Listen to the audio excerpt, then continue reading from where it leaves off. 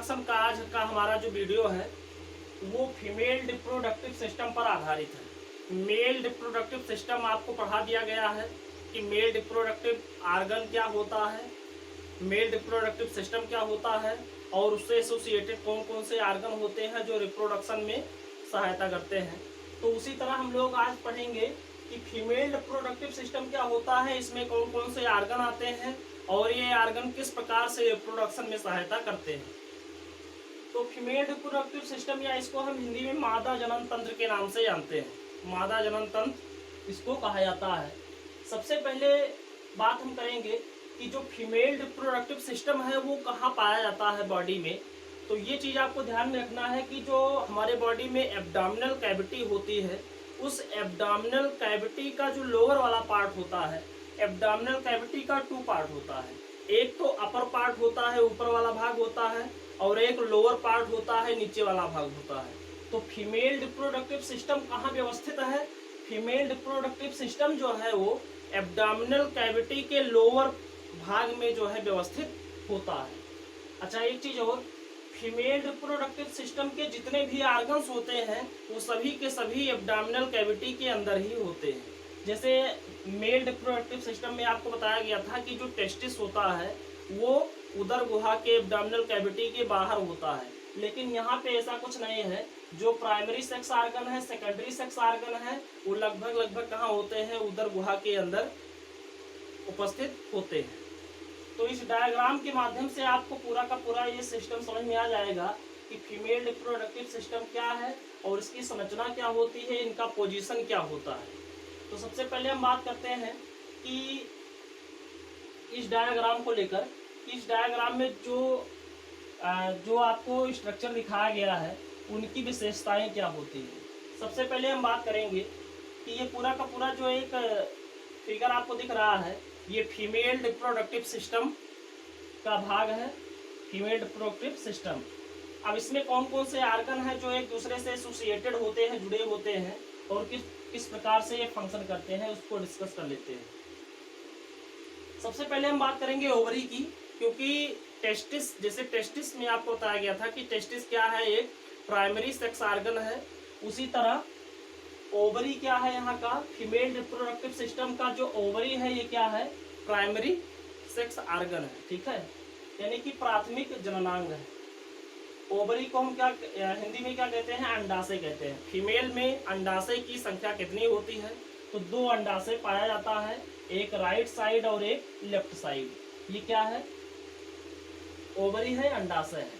अंडाशय के अंदर क्या होता है? अंडाणु का निर्माण होता है, ओवा का फॉर्मेशन होता है, या आप कह सकते हैं गैमेट का फॉर्मेशन होता है। तो गैमेट का फॉर्मेशन अंडाशय में किस तरह से होता है ये आपको जब हम पढ़ाएंगे गैमेटोजेनेसिस यानी युग्मक जनन, तो वहाँ पे डिटेल में इसको बताया जाएगा। यहाँ पे आपको यही समझना है कि ये अंडाशय के अंदर क्या होता है, अंडाणुओं का निर्माण होता है और वह अंडाणु यहाँ से मेंस्ट्रुअल साइकिल यानी एमसी जो होता है उस दौरान यहाँ से रिलीज करते हैं और स्पर्म के साथ फर्टिलाइजेशन होता है, और फर्टिलाइजेशन के बाद में जो है जाइगोट का फॉर्मेशन होता है। तो सबसे पहले आपको ये समझ में आ गया होगा कि एक राइट साइड और एक लेफ्ट साइड 2 ओवरी उपस्थित होती है।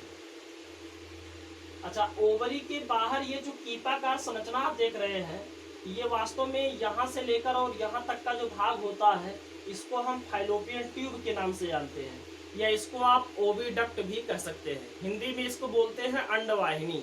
अंडवाहिनी क्यों बोलते हैं? क्योंकि ये एक ऐसी डक्ट है जो अंडाणुओं का वहन करती है, ओवरी से निकलने वाले अंडाणुओं का वहन करती है, इसीलिए इसे हम अंडवाहिनी के नाम से जानते हैं। और इसको फाइलोपियन ट्यूब क्यों कहते हैं? तो इसका आंसर ये है कि एक वैज्ञानिक थे जिनका नाम है फाइलोपिन, तो फाइलोपिन ने इसके बारे में बताया था, इसलिए इसको हम फाइलोपियन ट्यूब के नाम से जानते हैं।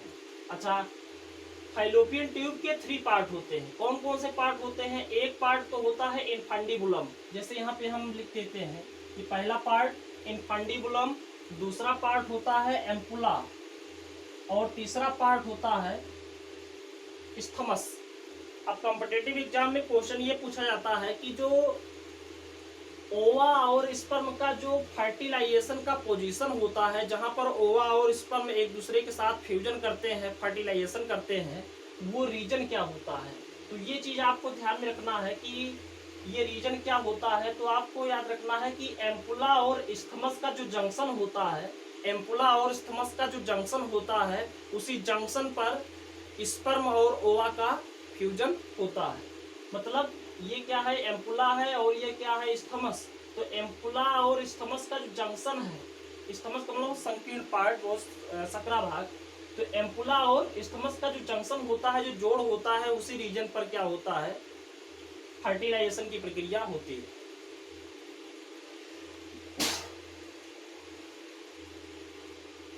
तो ये चीज आपको ध्यान में रखना है कि एम्पुला और इस्थमस के जंक्शन पर ही क्या होते हैं, स्पर्म और ओवा फ्यूज करते हैं।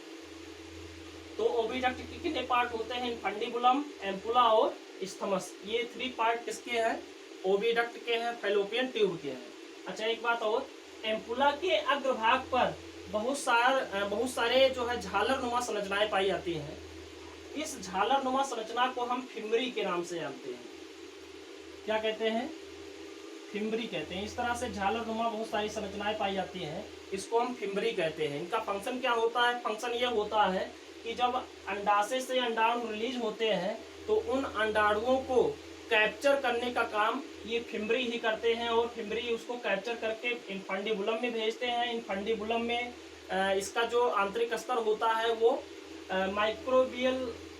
माइक्रोबिलाई यहाँ पर बहुत सारे पाए जाते हैं, जो एग को आगे की ओर क्या करते हैं, धक्का देते हैं। फिर एम्पुला में पहुंचता है, एम्पुला से इस्थमस में पहुंचता है, और वो वहाँ पे फर्टिलाइजेशन होता है। फर्टिलाइजेशन के बाद में कुछ दिनों के बाद में वो यूट्रस में पहुंचता है, और वहाँ पर जो है एम्ब्रियो का डेवलपमेंट होने लगता है। तो ये प्रक्रियाएं होती हैं। अब इसके बाद में ये तो हो गया ओविडक्ट और ओवरी के बारे में। अब इसके बाद में आगे बढ़ते हैं तो क्या आता है, यूट्रस आता है, जिसे यहाँ पे नाम देखिए लिखा गया है यूट्रस। यूट्रस को हिंदी में कहते हैं गर्भाशय। गर्भाशय का मतलब ये है कि जहाँ पर गर्भ का आशय होता है, जहाँ पर एम्ब्रियो का डेवलपमेंट होता है, उसको हम गर्भाशय या यूट्रस के नाम से जानते हैं। अच्छा यूट्रस जो होता है उसकी जो कैविटी होती है उसको हम यूटेराइन कैविटी के नाम से जानते हैं। मतलब यूट्रस की कैविटी को हम क्या कहते हैं, यूटेराइन कैविटी के नाम से जानते हैं। इसी कैविटी में क्या होता है, एम्ब्रियोनिक डेवलपमेंट की प्रक्रिया होती है। अच्छा ये जो गर्भाशय है, यूट्रस है, इसके 3 स्तर होते हैं।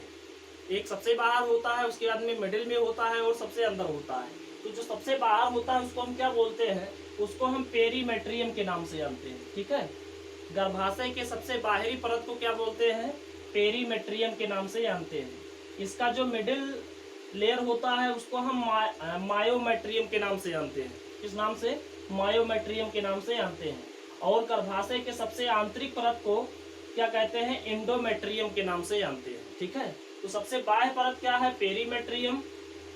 बीच का जो भाग होता है उसको हम मायोमेट्रियम कहते हैं, और सबसे आंतरिक स्तर जो होता है उसको हम एंडोमेट्रियम के नाम से जानते हैं।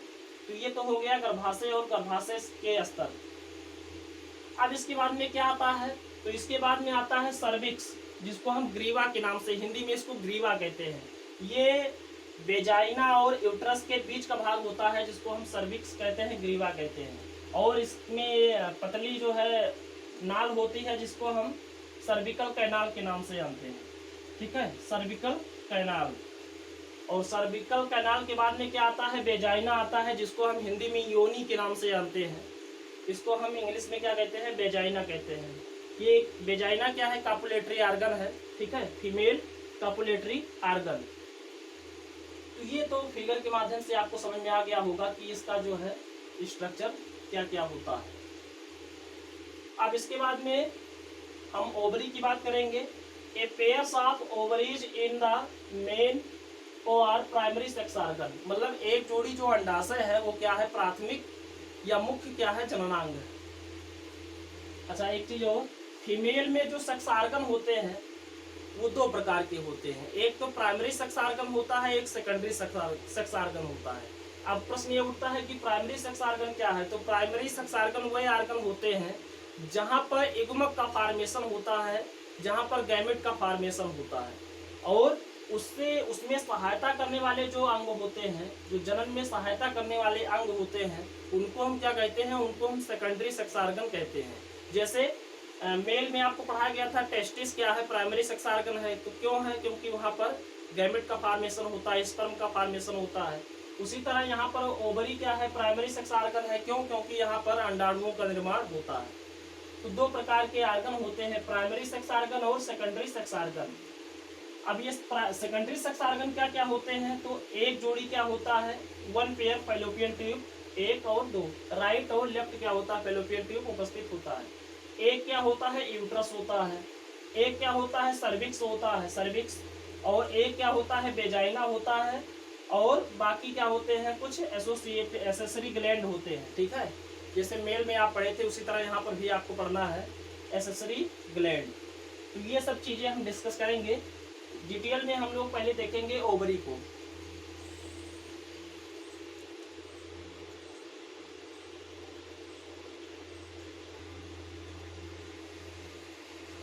तो हम बात कर लेते हैं ओवरीज, जिसको हम अंडाशय कहते हैं।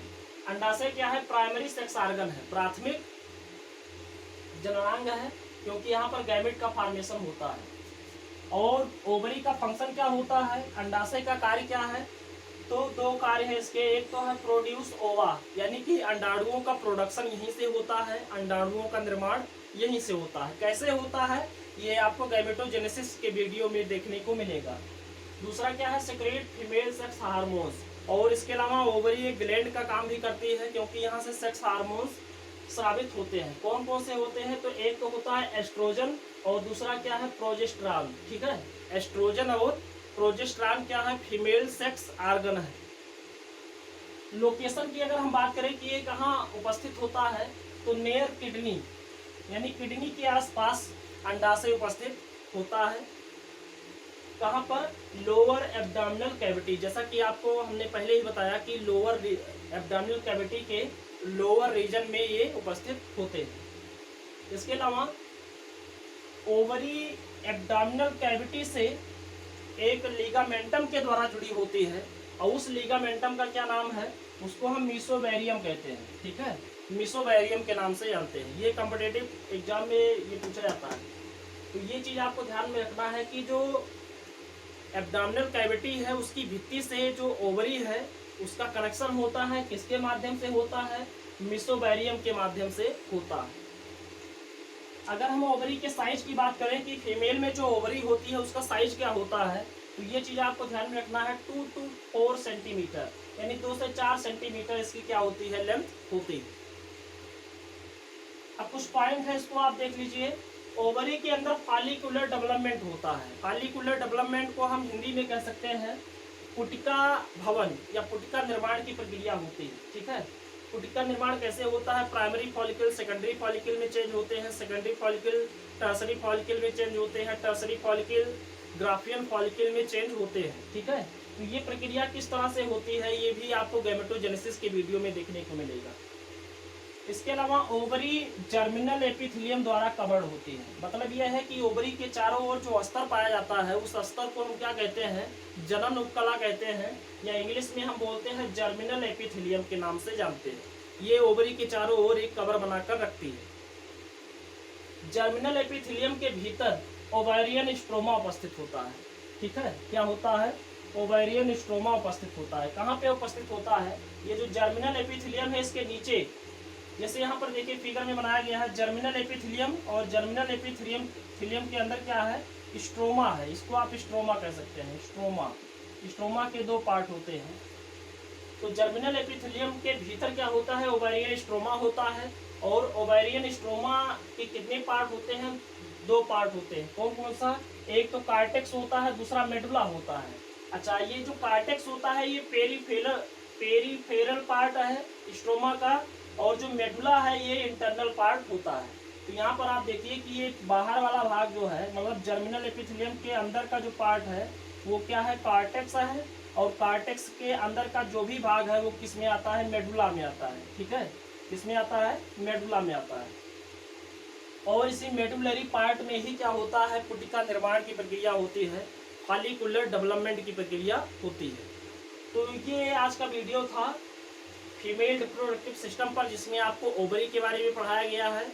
अब इसके बाद में हम ओविडक्ट वगैरह को अगले वीडियो में डिस्कस करेंगे।